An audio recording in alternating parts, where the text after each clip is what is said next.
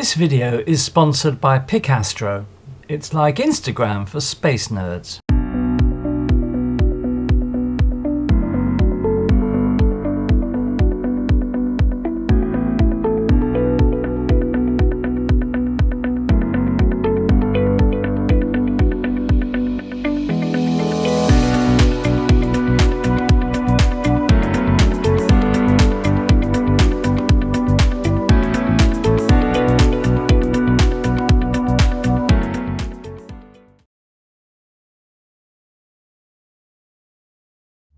Mars on life support, challenges and opportunities for human exploration. The planet Mars, often seen as our best chance for human exploration and perhaps eventually colonization, Earth-like in some respects, and yet Mars is a harsh environment for life as we know it, and presents many challenges to human settlement. 50% further from the Sun than Earth, and with an atmosphere only 1% the density of Earth's atmosphere, Mars is a cold, frigid planet with surface temperatures as low as 225 degrees below 0 Fahrenheit, minus 153 centigrade at the poles. In addition, Mars has little surface or atmospheric water, unbreathable air, and a harsh radiation environment that likely sterilizes the top meter or so of soil and portends significant health risks for astronauts. All these factors, as well as others, must be overcome before sustainable, long-term habitation can become a reality and humans can step off the Earth onto another world. Let's get to know Mars a bit better to begin to understand some of these challenges. Mars' diameter is about half Earth's, and so with a slightly lower bulk density, 3.93 versus 5.51 grams per cubic centimeter, its gravity is lower, about a third that of Earth's gravity. Mars has seasons, driven by its axial tilt or obliquity of 25 degrees, quite similar to Earth's obliquity of 23 1/3 degrees from the ecliptic. But Mars' orbit is significantly more elliptical or elongated than Earth's, 0.0943 versus 0.0167, and so its seasons, climate, and temperature are influenced quite a bit by its varying distance from the Sun. Mars' atmosphere is thin, about 1% Earth's atmospheric pressure, and is composed almost entirely of carbon dioxide. And so, besides being unbreathable, it provides little protection from solar and galactic radiation. To compound matters further, Mars has no global magnetic field to fend off against incoming charged particles, leaving the surface vulnerable to dangerous ionizing radiation. Here, you can see the Martian surface temperature profile as a function of latitude as observed by the Mars Global Surveyor Thermal Emission Spectrometer instrument. The profile is skewed to the right, northern latitudes, indicating its northern hemisphere summer. This is another look.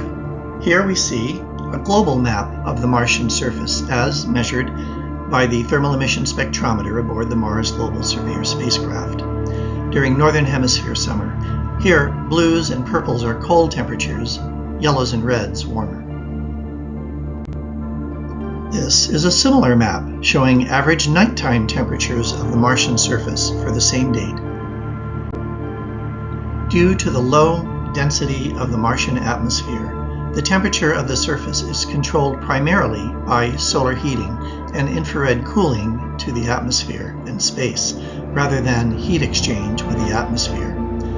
This plot shows point-by-point temperature for 3 different heights above the Martian surface for the morning of Sol 78.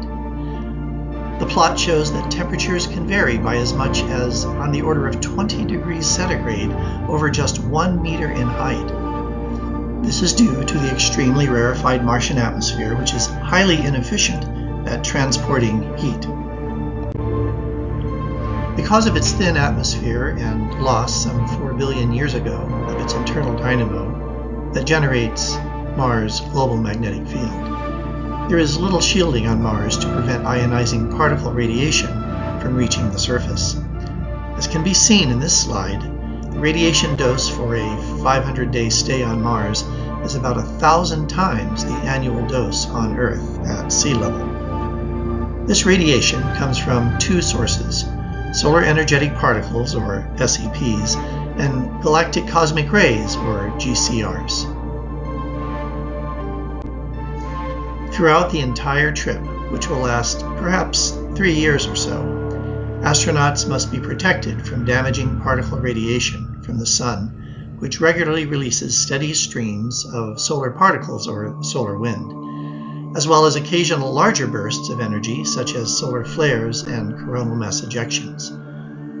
These energetic particles are mostly protons, and though the Sun releases an unfathomably large number of them, the proton energy is low enough that they can almost all be physically shielded by the structure of the spacecraft. Estimates, based on data from the Curiosity rover's Radiation Assessment Detector, RAD, suggest that a round trip to Mars lasting 960 days would expose astronauts to a radiation dose of approximately 1 sievert. On Mars, GCRs can penetrate the surface to a depth of a few meters, interacting with the soil to produce secondary particles that can contribute significantly to the overall radiation dose. As we will see in the next slide, one strategy is to build habitats below the surface by a few meters. Physically shielding aren't the only options for stopping particle radiation from reaching astronauts. Scientists are also exploring the possibility of building force fields, just like Earth's magnetic field protects us from energetic particles. A relatively small, localized electric or magnetic field would, if strong enough and in the right configuration, create a protective bubble around a spacecraft or habitat. Currently, these fields would take a prohibitive amount of power and structural material to create on a large scale, so more work is needed for them to be feasible. Since solar activity strongly contributes to the deep space radiation environment, a better understanding of the Sun's modulation of this radiation environment will allow mission planners to make better decisions for a future Mars mission. NASA currently operates a fleet of spacecraft studying the Sun and the space environment throughout the solar system. Observations from this area of research, known as heliophysics, help us better understand the origin of solar eruptions and what effects these events have on the overall space radiation environment. The second source of energetic particles is harder to shield. These particles come from galactic cosmic rays. They are particles accelerated to near the speed of light that shoot into our solar system from other stars in the Milky Way or even other galaxies. Like solar particles, galactic cosmic rays are mostly protons. However, some of them are heavier elements, ranging from helium up to the heaviest elements. These more energetic particles can knock apart atoms in the material they strike, such as in the astronaut, the metal walls of the spacecraft, habitat, or vehicle, causing subatomic particles to shower into the structure. This secondary radiation, as it's known, can reach a dangerous level and can cause cancer and neurological damage in astronauts. Because protons and neutrons are similar in size, one element blocks both extremely well, and that is hydrogen, which most commonly exists as just a single proton and an electron. Conveniently, hydrogen is the most abundant element in the universe and makes up substantial parts of some common compounds, such as water and plastics like polyethylene. Engineers could take advantage of already required mass by processing the astronauts' trash into plastic-filled tiles used to bolster radiation protection. Water, already required for the crew, could be stored strategically to create a kind of radiation storm shelter in the spacecraft or habitat. However, this strategy comes with some challenges. the crew would need to use the water and then replace it with recycled water from the advanced life support systems. Polyethylene, the same plastic commonly found in water bottles and grocery bags, also has potential as a candidate for radiation shielding. It is very high in hydrogen and fairly cheap to produce. However, it's not strong enough to build a large structure, especially a spacecraft, which goes through high heat and strong forces during launch. And adding polyethylene to a metal structure would add quite a bit of mass, meaning that more fuel would be required for launch. In a recent study, Zhang et al. 2022 modeled the interactions of primary GCRs and secondary neutron radiation with the Martian atmosphere and surface. The authors explored variations in radiation dose as a function of the local surface pressure of the Martian atmosphere, which can vary by over an order of magnitude between Mars' highest peaks and its deepest basins. Changes in atmospheric pressure thereby provide variable shielding from primary GCRs. Their study found that the effective radiation dose peaks not at the surface of Mars, but rather at depths of about 30 centimeters below the surface, due primarily to the flux of secondary emitted neutrons. This translates into a required regolith depth for safe habitation on Mars between 1 and 2 meters. Geological evidence from orbiting spacecraft as well as ground rovers indicates that Mars once had flowing rivers, lakes, and even oceans of water billions of years ago. But Mars today is a dry, arid world, having lost most of its water to atmospheric erosion brought on by the loss of its magnetic field. However, some sources of water do still exist.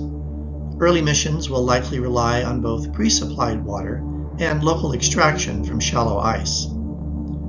Over time, as technology matures, settlers could tap into larger reservoirs, enabling agriculture, construction, using water and cement-like materials, and fuel production for interplanetary travel.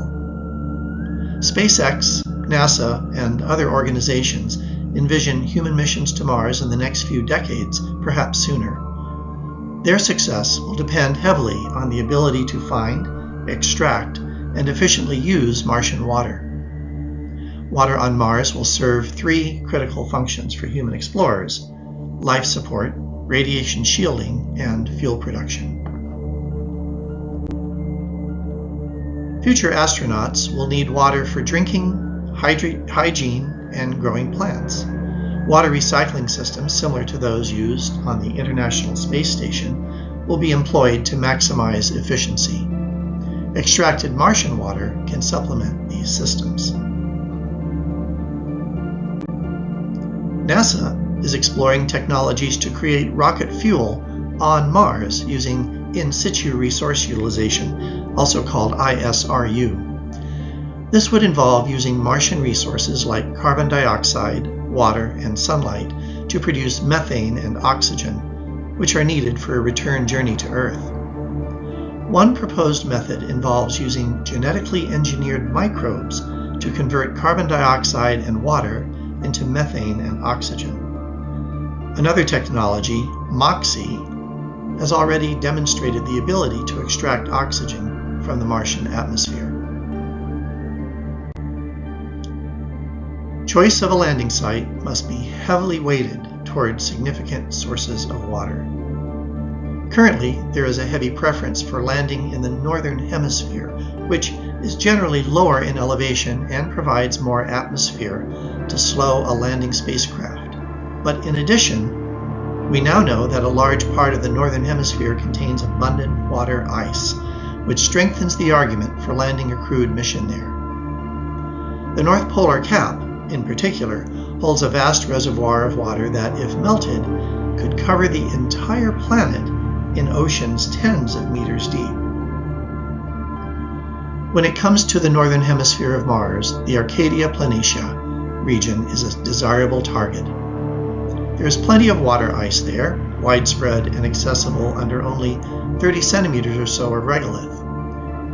That area also lacks the softer regions that are hazardous to spacecraft.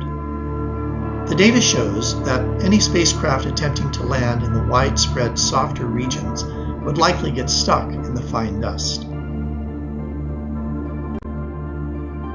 Growing food on Mars will require a combination of advanced technologies and careful planning. It involves creating controlled environments like greenhouses, utilizing Martian regolith or soil with modifications, and potentially employing hydroponics or aeroponics to supplement traditional soil-based farming. Nutrient recycling and waste management will also be crucial for sustainability. Another strategy is to genetically engineer plants to better survive in the harsh Martian climate. Project LOGO, Redesigning Life for Mars, is a NASA initiative to develop plants capable of thriving under Martian environmental conditions. This involves researching and genetically engineering plants to thrive in low light, high radiation, and extreme temperature environments. Martian soil does not have the nutrients found in Earth's soil. It is also very fine-grained, much like baby powder. This means water would likely seep through it much more quickly than it would on Earth. Using human waste or other fertilizers could provide a quick boost of nutrients, such as nitrogen, and may also change the texture of the soil so it would cling to water longer. As discussed earlier, Martian soil is laced with toxic chemicals called perchlorates. These would have to be chemically removed for plants to grow. Mars offers the excitement of exploration and the promise of a new frontier, but the challenges of living there are significant and cannot be underestimated. The threats just discussed, in addition to the problems of dust storms, long communication times, and isolation, will demand technology, resilience, and constant vigilance. These challenges remind us that building a future on Mars is not just about reaching the planet, but about developing the ingenuity and determination to thrive in one of the most hostile environments humans have ever faced.